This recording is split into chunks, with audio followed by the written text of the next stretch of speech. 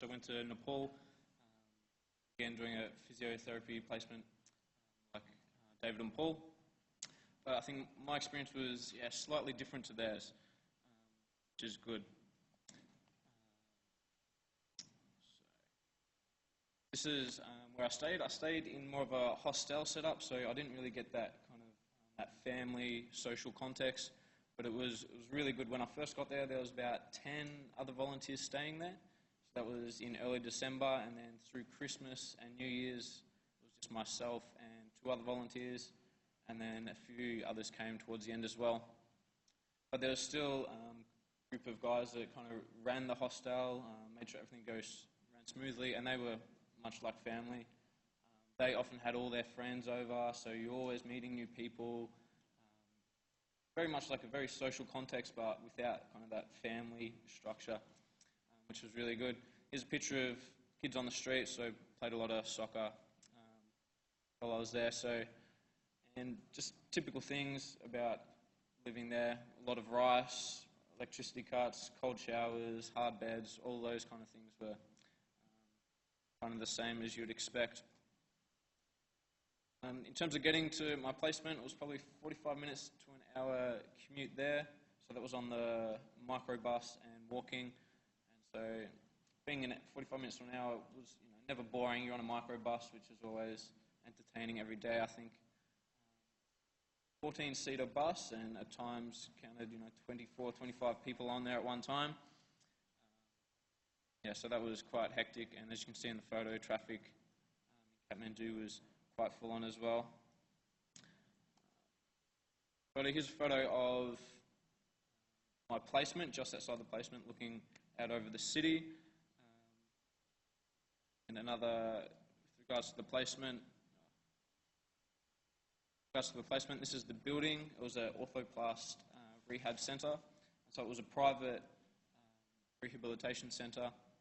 They cared for both outpatients and inpatients. They had about 12 inpatients there for physiotherapy. They also had a childcare centre for kids with cerebral palsy. And then on the top floor, they also treated patients with cleft lip. But I was mainly just dealing with the physiotherapy side of it, obviously. And about 80% of the patients we dealt with had motor vehicle accidents. And saw the roads there and how the traffic kind of works. You can put 2 and 2 together and kind of see how that supplied most of the injuries, most of which were fractures.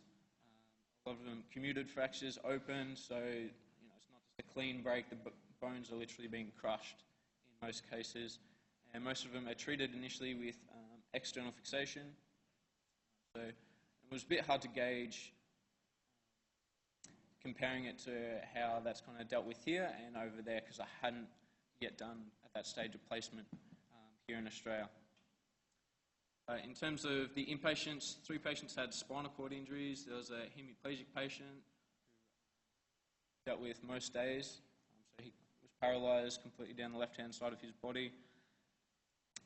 And then with the fractures, also got a lot of non-unions, malunions, a lot of complications going on there, a lot of people having to get repeated surgeries just to deal with those complications.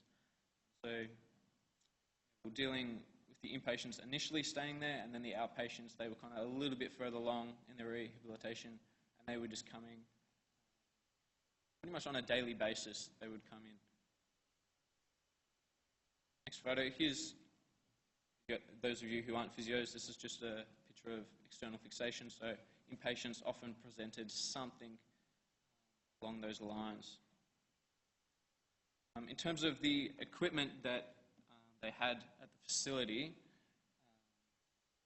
they had a fair bit, probably a lot more than David and Paul they had. They did have a generator, so they did have electricity throughout the day. They had ultrasounds, electrical stim, TENS, heat packs, which they used a lot, so a lot of the treatment was passive. Interestingly, they also had a shortwave diathermy machine, which they didn't use, which is a good thing. They also had just basic therabands, strap weights, parallel bars, splints, walking frames. So kind of had a little bit more than I was expecting, but listening to what other volunteers had, I think his placement was quite well off in that term. They had about 8 physios working there total, and probably had 4 or 5 at one given time, and they also had a few nurses also treating the inpatients. So that was kind of the context of where I was. In terms of what I learnt, there was 3 main things that kind of popped up every single day that really is a lot of what I thought about, a lot of what I talked to other volunteers about, and what they were also experiencing. But there are a lot of other things that just kind of also happened that I also learned a lot from. But the first one was the importance of assessment and documentation in terms of physiotherapy. That was very important. The social culture and the different attitude, particularly in regard to time. There's no real schedules going on. And then the third thing, the challenging process of implementing change was another thing that kind of continued to pop up. So I'll talk about a few of them in detail. Regarding time and the different attitudes, there was no appointment times, so patients just kind of rocked up whenever they wanted during the day. So you could go 2 hours without seeing any inpatients, and then they'd all come at once. And so it was a bit unstructured in that sense.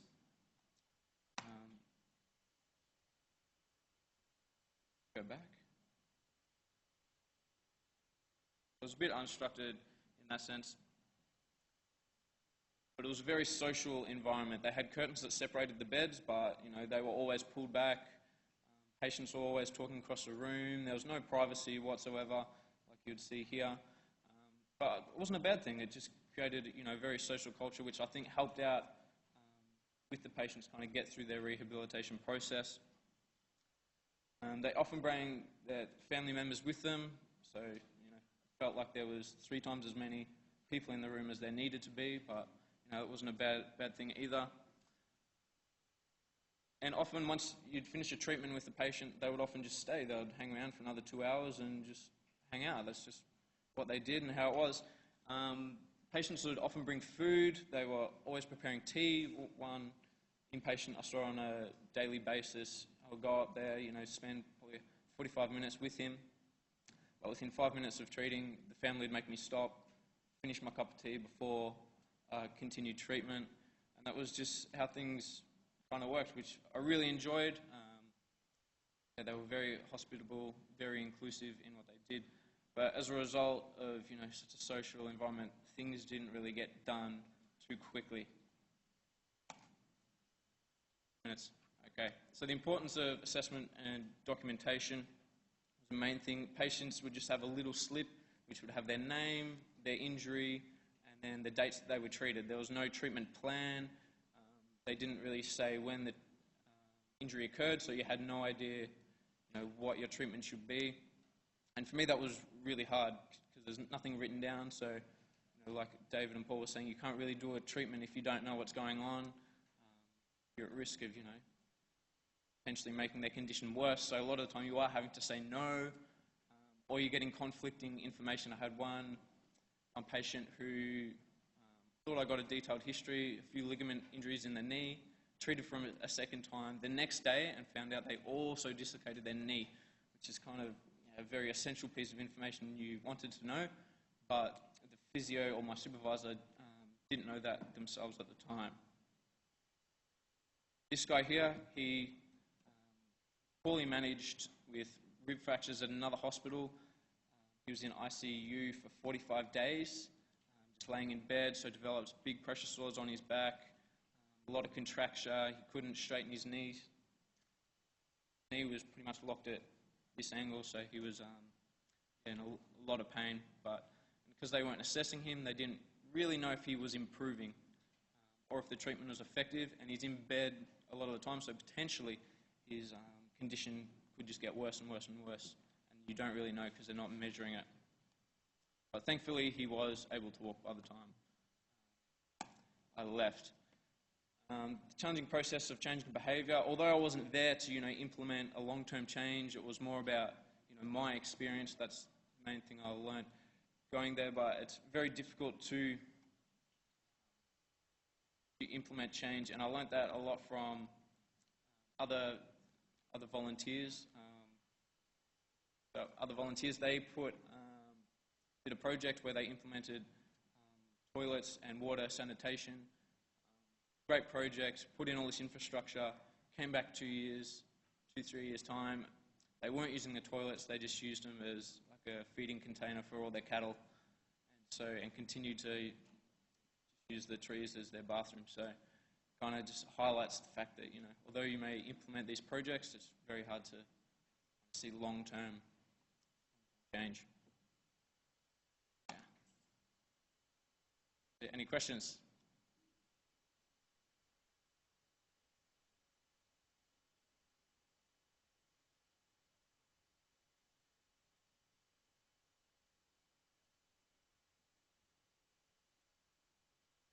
The hardest one to deal with was we had one patient there. She came in, she was paralysed, and she was complete paralysation, so she wasn't going to improve. But it wasn't really her condition that was so frightening. It was the fact that her husband died in the same accident, and so she's paralysed, and they've got 2 kids as well. So the idea of an income for them and just the whole circumstances in their life is kind of like a bit hopeless at that stage. So it wasn't the injury as such, but it was just the whole circumstance.